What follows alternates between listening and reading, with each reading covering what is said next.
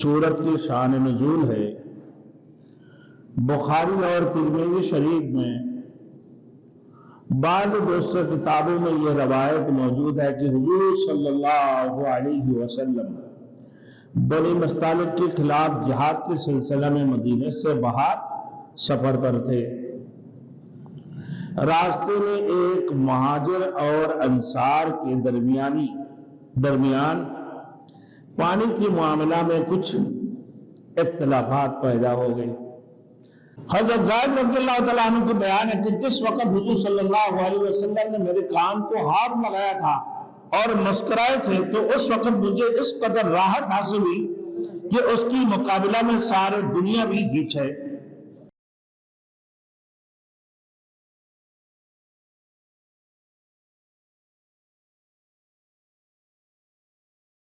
Thanks for watching. Don't forget to like, comment, share and subscribe to Maulana Habibullah Rouhani Official.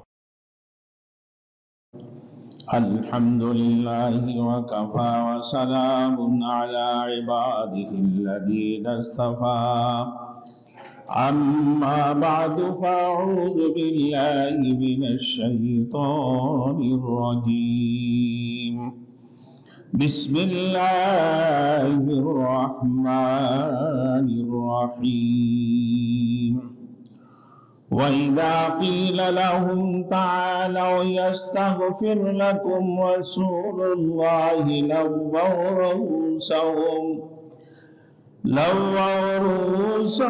وَرَأَيْتَهُمْ يَصُدُّونَ وَهُمْ مُسْتَكْبِرُونَ سواء عليهم استغفرت لهم أم لم تستغفر لهم لن يغفر الله لهم إن الله لا يهدي القوم الفاسقين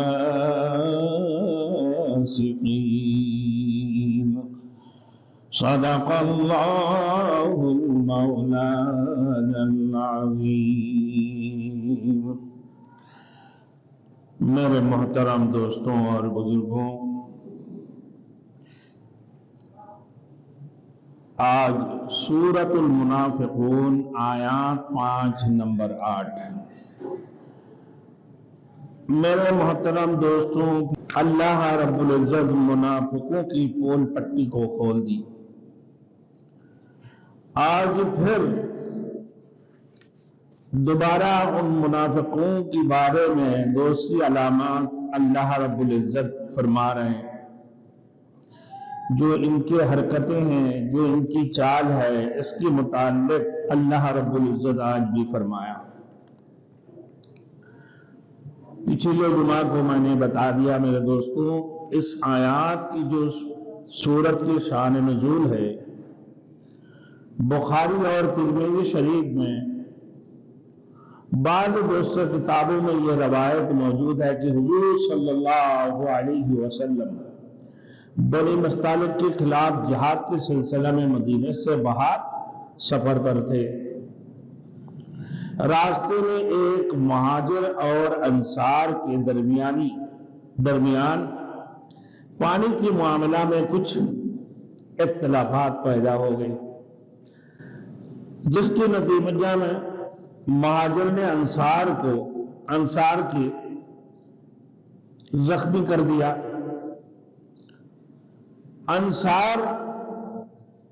جو انصار تھے وہ اپنے انصاروں کو مدد کے لیے بلا لی۔ وہ عبداللہ بن ابی، رئیس المنافقین عبداللہ بن ابی کے خاندانوں میں سے تھے۔ اب اس نے اس واقعہ کو خوب اچھا طریقے سے اچھالا ہے اور مہاجرین کے متعلق کہا گیا کہ ہم واپسی مدینے پہنچ کر ان ذلیلوں کو شہر سے نکال دیں گے۔ یہ بات ایک کمسن صحابی حضرت زید بن ارقم نے سن لی اور اپنے چچا کے سامنے بیان کر دی، اور ان کی چچا نے رسول مقبول صلی اللہ علیہ وسلم کے سامنے اس بات کو ذکر کر دی۔ اللہ کے رسول ابی نے عبداللہ بن ابی کو بلا کر پوچھا کہ ایسے بات ہے کہ تم نے بولا کہ ذلیلوں کو میں مدینے سے نکال دوں گا مدینے آ کر. یہ بات ہی کیا ہے؟ اس نے قسم اٹھا لی کیونکہ وہ جھوٹے قسم کھانے کے عادی تھے. اب قسم کھاتے ہی اللہ کی رسول کہنے لگا ہاں زید بن ارقم نے صحیح طریقے سے بات کو سنا نہیں ہوں گے، کان مروڑ دی. پھر ان کو باتیں سنا دی زید بن ارقم کو کہ تم نے غلط بات کی ہے، ایسے نہیں ہونا چاہیے. اصل میں اس نے جو اپنے قسم کے سہارا لیا وہ مکر گیا اپنے قسم کے ذریعے سے. حضور صلی اللہ علیہ وسلم کی اس کی اعتبار قسم کے اعتبار کو کرتے ہوئے زید بن ارقم کو سب سست کہا، وہ اپنے بات ثابت نہیں کر سکے. ان کی چچا نے بھی ملامت کی کہ تم نے ایسے بات کر کے ہمیں شرمسار کیا ہے. حضرت زید کہتے ہیں کہ میں نے مذکورہ باتیں اپنے کانوں سے سنی تھی مگر ثابت نہ کرنے پر سخت پریشان ہوا. یہ بیان کرتے کہ دوران سفر رات کے وقت